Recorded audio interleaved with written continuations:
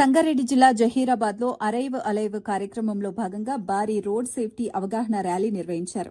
Mahindra company నుంచి Methodist church వరకు నిర్వహించిన ఈ బైక్ ర్యాలీలో సుమారు 500 మంది రైడర్లు పాల్గొన్నారు. పట్టణ సీఐ శివలింగం పర్యవేక్షణలో ఎస్ఐ వినయ్ కుమార్, కాశీనాథ్, రాజేందర్ రెడ్డి ఆధ్వర్యంలో ర్యాలీ క్రమశిక్షణగా సాగింది.